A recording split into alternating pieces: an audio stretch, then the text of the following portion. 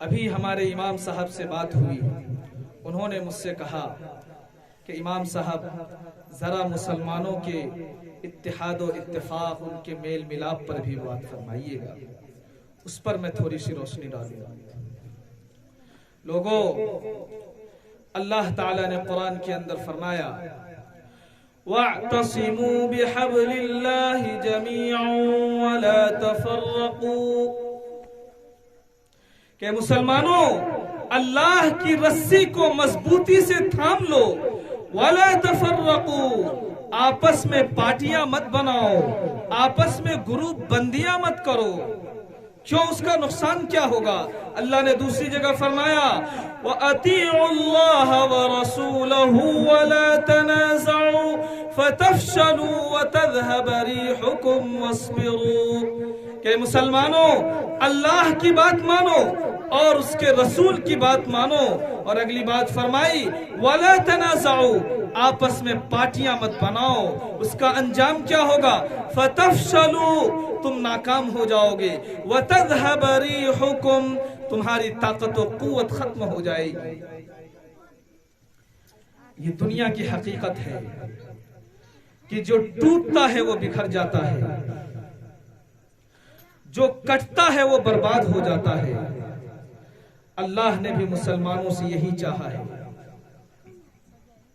اللہ کے نبی صلی اللہ علیہ وسلم نے حدیث پاک کے اندر ارشاد فرمایا کہ ایک مسلمان کی دوسرے مسلمان سے مثال اس کی یہ ہے کہ وہ ایک دیوار کے مانند ہے، جس طرح دیوار میں اینٹ ایک دوسرے سے مل کر رہتی ہے، اسی طرح مسلمان کو بھی ایک دوسرے سے مل کر رہنا چاہیے۔ اے مسلمانوں، چھوٹی چھوٹی بات کی وجہ سے، چھوٹے چھوٹے مفادات کی وجہ سے، آپس کے چھوٹے چھوٹے جھگڑے کی وجہ سے آپس میں مت لڑو۔ کیوں؟ تم ایک عظیم مذہب کے ماننے والے ہو، تم ایک بہت بڑے اللہ کو ماننے والے ہو، تم اس مالک کو ماننے والے ہو۔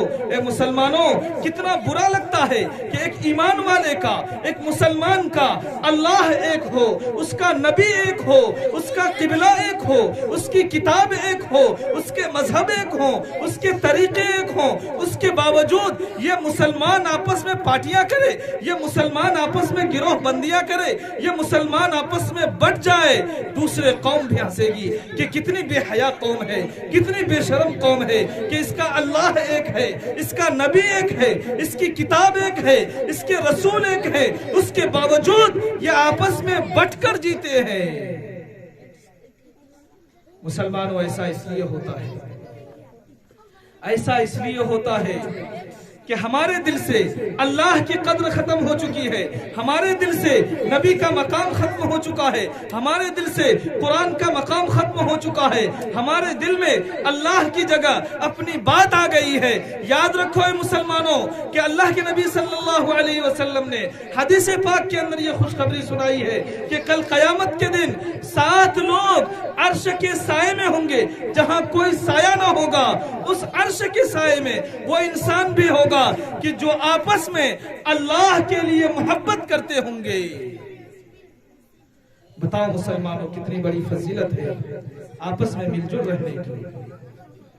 کبھی بھی آپس میں مت لڑو، آپس میں پارٹیاں مت بناؤ، آپس میں گروہ بندیاں مت کرو، ورنہ اللہ کا فرمان ہے، قرآن کا فرمان ہے فَتَفْشَلُوا وَتَذْهَبَ رِيحُكُمْ، کمزور پڑ جاؤ گے، تمہاری طاقت ختم ہو جائے گی۔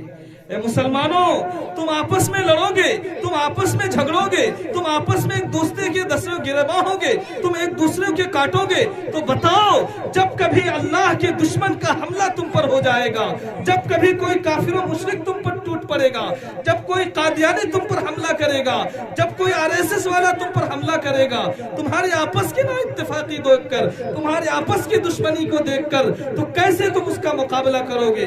کیسے تم اپنے ایمان کی حفاظت کرو گے؟ کیسے تم اپنے دفاع کے لیے کھڑے ہو سکو گے؟ اس لیے اللہ کے نام پر دین کے نام پر ہر حال میں مل جل کر رہو، آپس میں گروہ بندیاں مت کرو۔ اللہ کے رسول صلی اللہ علیہ وسلم نے فرمایا جب آپس میں دو مسلمان لڑ جاتا ہے اور 3 دن تک جب آپس میں نہیں ملتا ہے تو اس کے نامہ اعمال کو روک دیا جاتا ہے، قبول نہیں ہوتا ہے، اور یہ کہا جاتا ہے کہ جب تک یہ دونوں مل نہ جائے اس کے نامہ اعمال کو بھی اٹکائے رکھو۔ ذرا سوچو مسلمانوں کہ تمہارے نامہ اعمال قبول ہونے سے رک جاتے ہیں آپس میں لڑنے کی وجہ سے، آپس میں دست و گریباں ہونے کی وجہ سے۔